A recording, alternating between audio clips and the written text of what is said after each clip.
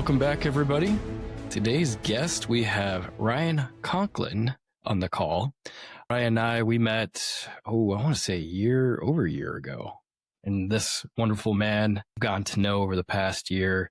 I've just been able to dive a bit deeper. I wanted to bring him on to the podcast to talk some more about alchemizing pain and grief and a few things that I know that have been coming up a lot lately, especially as themes. So Ryan Conklin is the Transformational Coach and founder of the Bridger Coaching. So from there, Ryan, let's dive in a bit about some of the things that, comes up for you when we think about going through grief, going through pain and alchemizing that and changing that to, and I think some of the words that you used is like courage and having the vulnerability to embody that transformation. Yeah, well, without blowing open this conversation real wide, I think the thing that really feels like it wants to be named here, and the thing that stood out from our previous conversation, was that this feels like a tremendous allowance and attending. If that feels spacious, it's really meant to, because this is real slow stuff. There's no fast medicine here. It's a willingness to be in contact with what's occurring in life and to be truly changed by it. So you can take all the words that might have been said about alchemizing this and that, and it's really like, can you be with what's happening? And are you willing to be changed by it? I think there was a couple of great points there, because that is the alchemy, is to be changed by it. And the time. I think a lot of people think grief, 6 months, 3 months, a year. No, sometimes the start of it doesn't happen for a year. And just allow that feeling of loss or whatever it may be that has passed away in your life, whether somebody significant to you or part of you has passed. I think that was a couple of key points, is that everybody thinks it has to be this whole process, the 5 stages of grief. So you're going to go through this month, and then next month you're going to go through this. Now, there's things that may not even start until a year or so later. It doesn't mean you don't live life. It doesn't mean you can't, and everything just all of a sudden stops. But there are parts, at least to my understanding, and I want you to flesh this out a bit more of what your thoughts are, is there are parts that we need to allow to go through, but it doesn't necessarily mean that you have to completely stop life. But there is a thought of, I need to spend some time here. And there are different components that we need to spend time with in that process. So I was wondering if you have any thoughts on that, or if you could elaborate even more. I think, and we can flesh this out and play with this as we travel through the conversation, but, maybe on the other side of this conversation, there's a better understanding of what grief is. I'll put in a couple of ideas of what grief might be. It might be the soul's way of honoring what was lost. It might be a truly natural and authentic response to loss. It might be love with no place to go. I like that one. So those can emerge throughout the conversation, but it's really alive to me that, and I've heard Francis Weller say this before, but we live in a grief illiterate society. And so if that is true, if we've never been taught how to be in relationship to grief, there's a chance we don't even know what it is or how it's defined. And how can we be in relationship to something that we don't even know what it is? So for me, there's a real, what is it? Tell me about yourself, grief. What do I need to know about you? What permissions do I need? For me, there's a dialogue. And once that occurs, once I get to the place of grief being the soul's way to honor what was lost, or love with no place to go, that puts me into a relationship with this thing now. Not something to complete or finish, not something that's broken or wrong, but a new relationship with something that was lost. Relationship calls for 2 pieces to be in contact and connection. So for me, I recently lost my father. My relationship with my father is not lost. If anything, it's developing and deepening a new relationship with him. Can I stay in contact and connection with him? even if I can't travel to be with him, or even if I can't pick up the phone and hear his voice? Can I sit with him? Can I go for a walk with him? Can I ask him questions and listen to what he would say? Can I feel and smell him through the different lessons that he's taught me throughout my life? Can I complete unfinished conversations? Hey, Dad, you never taught me how to make a fire. Look at this beautiful fire I learned. Can I show you what I've learned and teach you something? There's no doubt in my mind that when I make fire with friction, that I make these simple, primitive fires, that he's looking down, smiling, just like, man, look at you go. And is there grief there? Yeah, there's sadness that he never taught me that. But I also have to honor each time he made a fire, he didn't shoo me away. He didn't push me away. He didn't say, hey, this isn't for you to do. So he let me watch him. So I learned how he made a fire, but he didn't necessarily teach me how to make a fire. So there's a lot of love and gratitude for how we related. There's also honor and acknowledgement for what I didn't get, the uninitiated boy around fire. But there was a gift of love and connection through the process, and allow me to discover, explore, and learn on my own. And that is really the dialogue with grief for me, is gratitude and sorrow. What did I receive, even if something wasn't received? And oftentimes we get stuck in one or the other, get stuck in this place of positivity and gratitude, and we lose connection with the true loss, what went into exile. Or we stay in sorrow, we stay in breakdown and decomposition and just tremendous sadness, depression. And then we actually lose access to those gifts, to the depth of relationship that we once had and that we can still have, to the joy, to the laughter, to the stories, to the memories, the lessons. And so the dialogue is really between both sides of the coin, sorrow and gratitude. Would you also, so going on that side of gratitude, because that's, I know, a realm that for me in understanding this is newer, to hold both gratitude and grief together. In that realm, is it, you were talking a little bit about some of the memories and the experiences you were able to have with him while he was alive.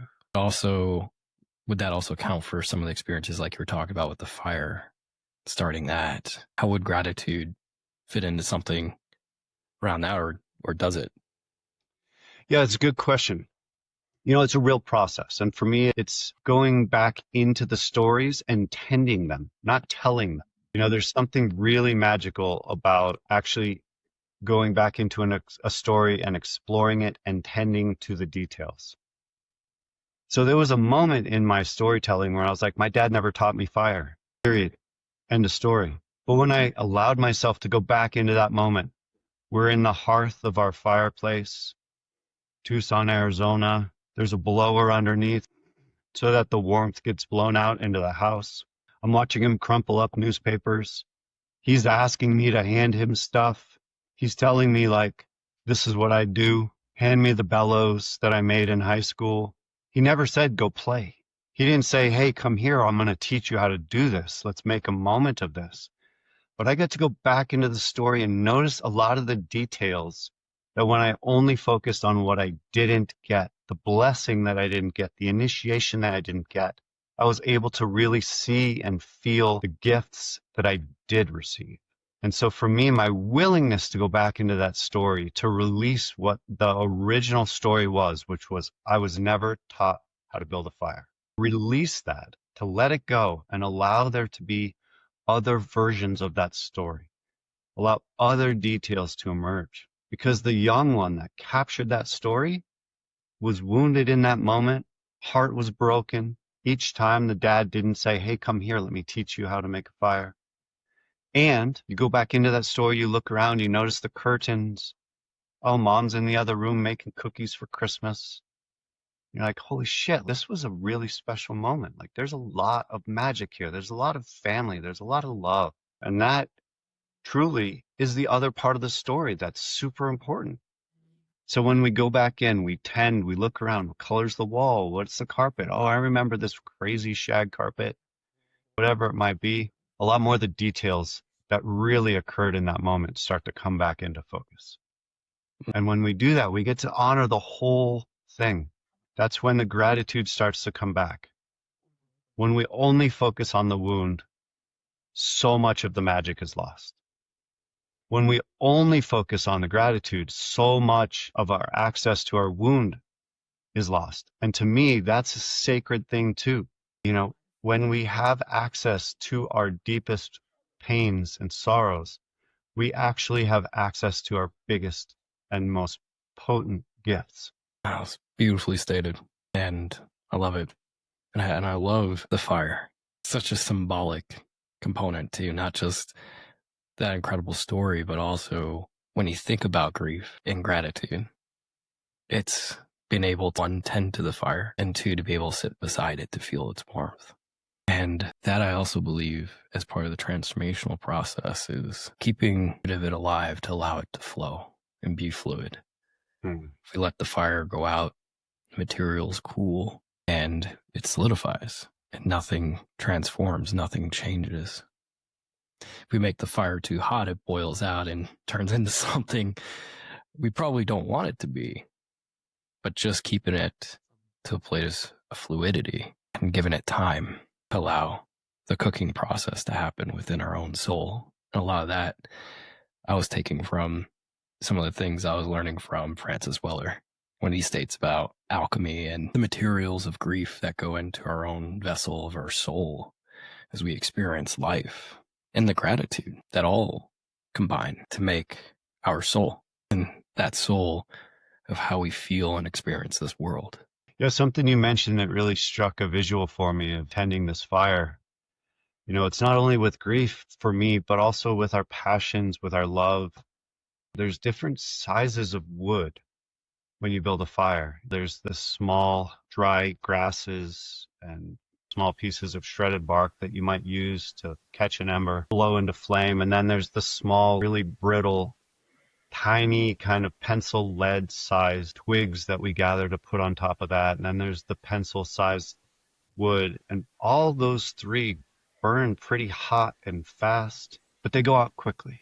And so it takes other larger pieces of wood, you know, something the size of your thumb or something the size of your wrist or even your bicep. And then eventually, you know, maybe even something the size of like your calf. And as you place these longer burning, more sustainable pieces of wood on the fire, you notice it takes all of it to keep the fire going. You get a big log going and then it starts to cook down. Sometimes you got to put smaller stuff back on the fire to bring more heat up, to bring more oxygen in, and to get that all going again. And so it's a real tending. So it's an asking of like, what's my relationship with grief need? What does it need? Like a really kind of hot ceremony to bring this alive? Or does it need like a daily ritual, something small, like going and sitting in an altar, offering a prayer of gratitude? That's maybe the longer, slower burning woods. And so it's what components of this. And same thing with our connection with our passions, our visions in life, is it takes all the different types of fuel to keep that fire going. So many analogies with the fire. Yeah, it's a really potent and simple way. You know, there's something ancient inside of us around our relationship with fire. And so even if our parents never taught it, something old knows what it is to build a fire, to cook on fire, to sit around and tell stories, be honored, acknowledged, and be in ceremony around fire. Our ancestors have done it for millennia. It's truly in our bones. And so many elements of going in to it. The creation, the tending, the embers, everything, and what we can use it for. But also, I think a little injection of, always an injection of humor. Like when we were at the men's camping trip, trying to start a fire with a bow stick, basically that string with the stick, and trying to rub two sticks together to create our first little ember. And then, of course, the song playing in the background was Stroking It. So I think life too needs a little injection of that, no matter how we're working on it. A little injection of humor too, because it is always something to smile, to bring some joy in 100%. as part of the process. Crucial ingredients. So thinking about tending to our fires and being able to sit in this, next to this fire, with the presence of either those that we lost or a piece that needs to go, that is a part of us, to be able to tend to it and give it gratitude. When I say a piece that goes, it's when we do that work on ourselves. And I loved your analogy the other night where you talked about the infinity symbol too. And that convergence point is the work. And then when we come back out, that loop, we go and say, okay, I need to integrate this.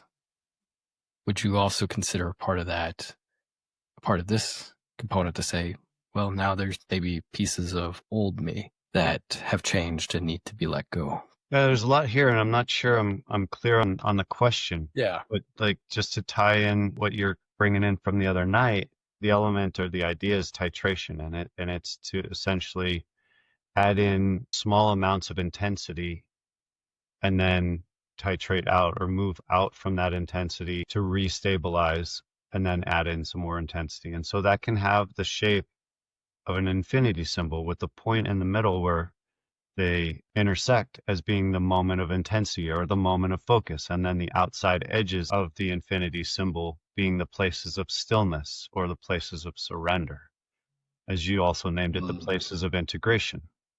You know, it's a term from chemistry of like adding in small bits of one element into another so as to allow them to adjust to each other.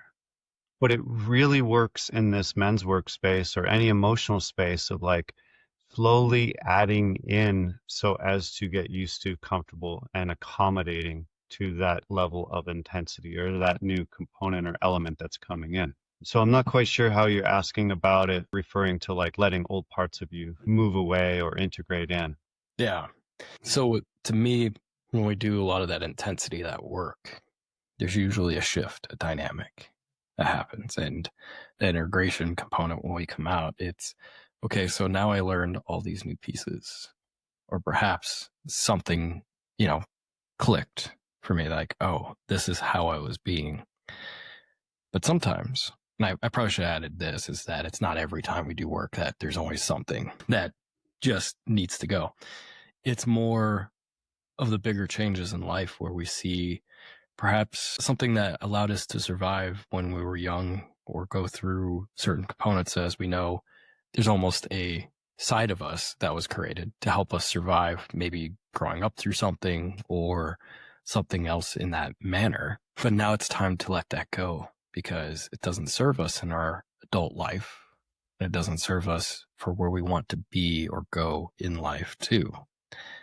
And so it's those points, I'd say, probably on the bigger tone of change that we see, that's like, I acknowledge that you're, we're there for me.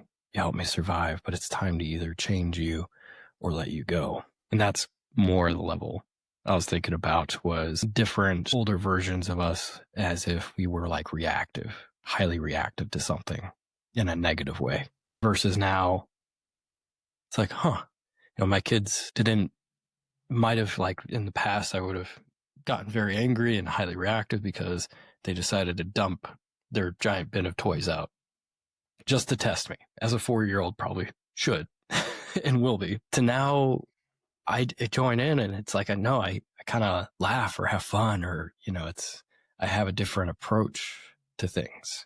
So it's those other parts of letting go.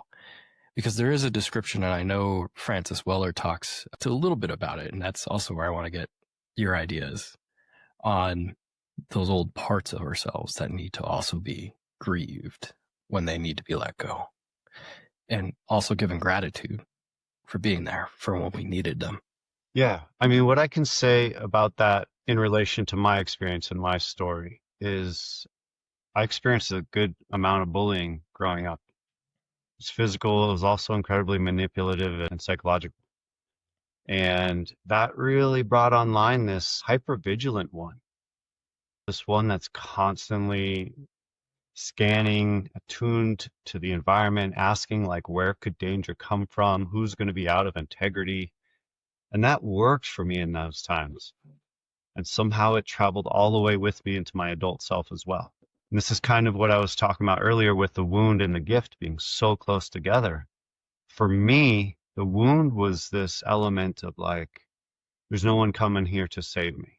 So I got to save myself. It's a little bit of abandonment. So there's some gift inside of like how I connect with people and how I create connection with others. But there's also this hypervigilant one. And so when I honored those things happened, I also honored that it mattered. It changed me. I got to just name it. This happened and it fucking mattered. Then I got to say, like, is this something I want to take with me? You know, you can oftentimes grieve by putting something down or letting it go. You can also grieve by allowing it to change as well. And so this hypervigilant one was incredibly helpful to get me here. So I would never like try to kill it or let it die off because it's just such a sacred part of my story. And me making decisions from am I safe isn't actually serving the adult version of me. But I'll tell you what, that hypervigilant one is incredibly helpful when it comes to tracking in wilderness or tracking in coaching. So I got to say, hey, you and me, we're going for a walk. Like I got to grab a picture of my little guy and just be like, hey, dude, let's go talk. What do I need to hear about what happened? Tell me about what happened. Get to tell him, I got you. We're safe. We're going to be making decisions from I am safe now. And then the hypervigilant one gets to show up in totally different ways. Rather than making the decision, he gets to give information to me so that I can make decisions from a new place. So I'm not sure if that ties into what you're asking about, but it's, for me, there's power in naming it. This thing happened. Asking like, what wants to change? Does this come with me wholly, or does it get put down wholly, or does it get a new job, a new role, or a new place? Like that sacred part of the hypervigilance for me is a huge asset for me in so many ways in my life. Yeah, no, that definitely, I like that explanation a lot better.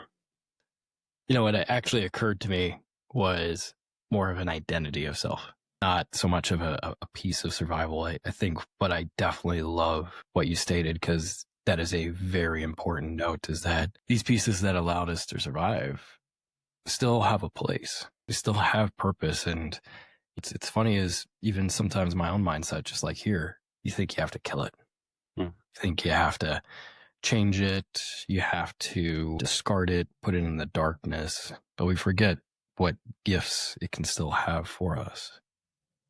It just may not have been viewed in certain circumstances. They're just not needed in the current format that it was grown up to be, or wherever it may have been in our life that it served us. Yeah. The part that occurred to me that I realized that I meant to more go into was more of an identity piece. Was actually like, I was a father, or I had a wife that passed. A piece that we usually would incorporate as, you know, this is a part of my life. And now what am I, and what do I have to let go? That was there. Yeah. I mean, I can share from a kind of a larger pulled back view of it's really, what's your relationship with death? On the grander scale, teaching says to truly be able to live well, you must be able to die well. Say more on that. Yeah. Dying well to me, and as I understand it, means getting complete. Getting complete. Getting complete would be the 5 conversations at the end of something, at the end of life. I love you. Goodbye. Thank you. I forgive you.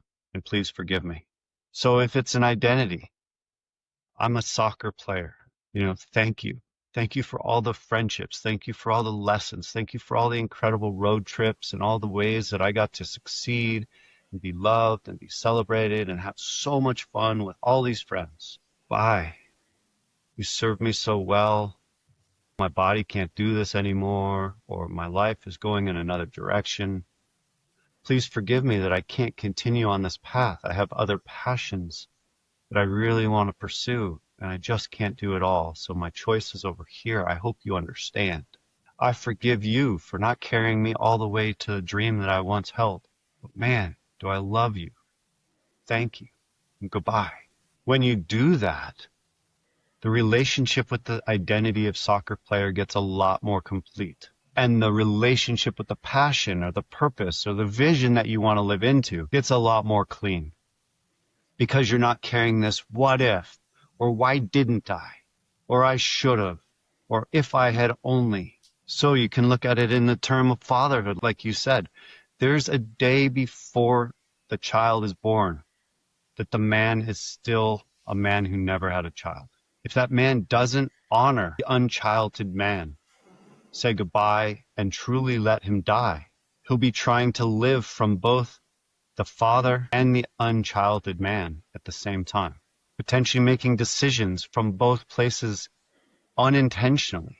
So super important to do that work. Hey, you've come all of this way. I know you didn't get to do all of the things you wanted to do before having a kid. Please forgive me that I didn't get to do my around the world trip before I had a child. Thank you for all the amazing journeys that I had, all the adventures I went on. I love you. Thank you for all the wisdom that I'm bringing into this fatherhood journey now. Goodbye. I promise I'll honor you in this path as a father. So that's getting complete. It could be ending a romantic relationship. It could be ending a job. I love you. Goodbye. Thank you.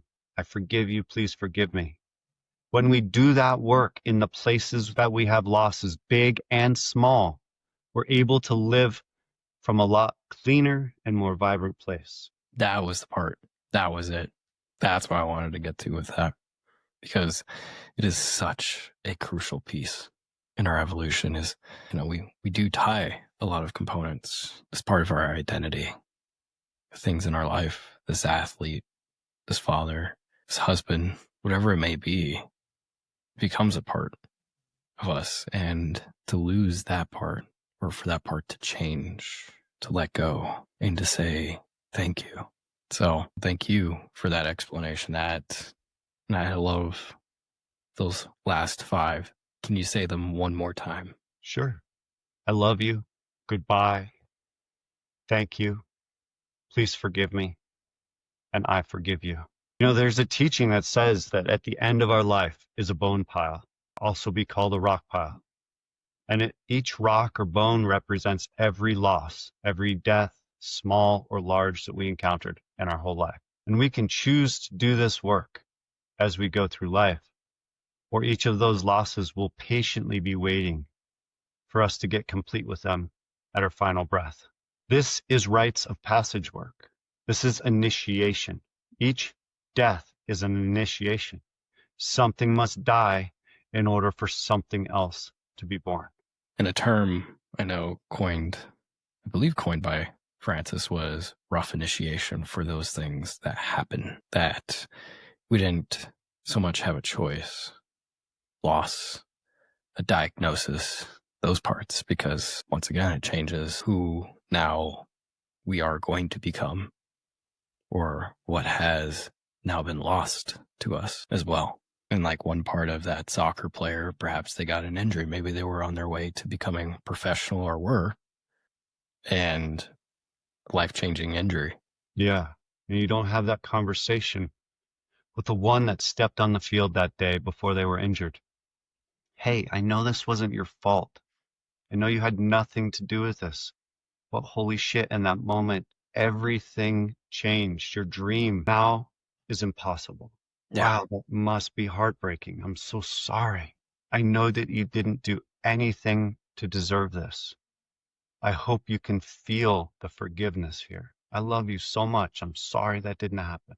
It also just struck me too is aging. Not quite as a rough initiation, but that time continues to go and our own body will change. Yeah, say more. So I know for me, a couple of things that pop up is when I think about getting older, it's like, well, when I was in high school, I thought by 36, so how old I am now, would have had a family, would have been married, white picket fence, 2.5 kids, that kind of thing. But besides that dream part, it having children and a family and a wife is something I desire. But, the thing that we think about when that comes, or doing certain things by a certain age, and that age comes and goes, it's another part of letting certain dreams go as part of our own initiation as we get older. So it's like, okay, I'm 36. My initiation was to let go of some of those dreams of having a family, being married at this age. Doesn't mean it can't still happen, but some of those dreams of it happening earlier in certain other places and being at certain other places that you dream about in life, letting go, but also welcoming in other parts. So as we age too, what does that mean? Well, hopefully it means you've been learning. You definitely learned a lot of lessons in life.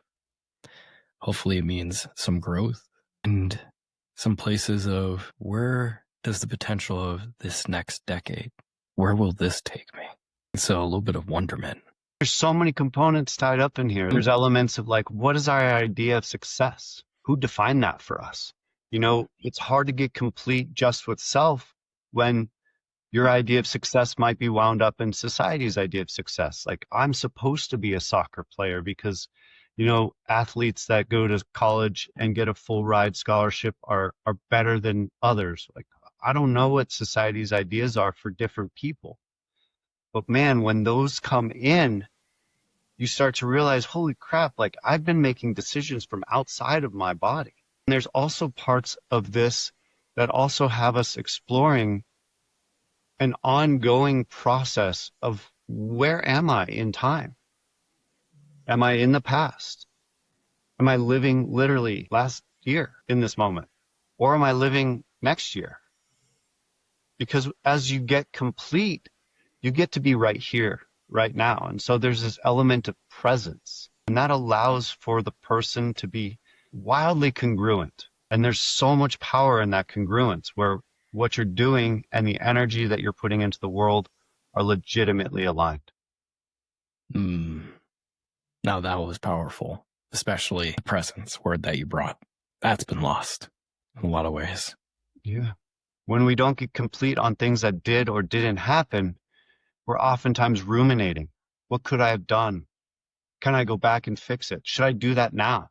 Well, you've taken on a new job, a new relationship, and that person just wants you to be here right now. The boss wants you to do that job, but you're off at the last job still emotionally, and neither job is getting done well. You're setting yourself up for the same thing to happen when you move on to the next job. So it comes back to this idea of, can you die well in order to truly live well? You know, sorry to interrupt. Francis Weller's idea of the rough initiation is an uncontained encounter with death. So what is that asking of us? Containment. How do we contain this experience? Contained initiation with death is initiation. How do we create intentional initiatory processes for ourselves as individuals or for others in community? How do we hold these grief rituals and ceremonies? How do we honor our brothers and our sisters when they lose a job? Do we simply say, hey, I'm sorry, let's move on? Or do we say, sit down, tell me about this? What part of you isn't going forward? What was your dream here that you didn't fully get to realize? What do you need to say to yourself here? You just want to have a night of like telling me all about this? Maybe write a letter to your past self, either tuck it away in your journal so you can read it, or burn it, give it back to the land. There's so many ways of doing this, but when we just ask people to move on, you know, there's a simple story of a kid with an ice cream. Boom, it hits the ground. Don't cry. We'll get you another one. It's like, I cared about that one. They're immediately being taught your feelings don't matter. Move on. In that moment, that child never had a contained encounter with the death of that ice cream cone. All they needed was to hear, man, that must suck. I'm sorry. It's totally okay that you dropped it. We're not going to get another one, but there will be other ice cream cones in the future. I know that you loved it. You want to tell it that you loved it? You want to say goodbye? Like, that kid learns a lot in that different response. And that part that's key is witnessing, being witnessed, and community. 100%. You know, it's like back in the tribal days, we would have, as soon as you got out of the cave or whatever little village or thing that you had or tribe, you'd have 40 plus eyes on you.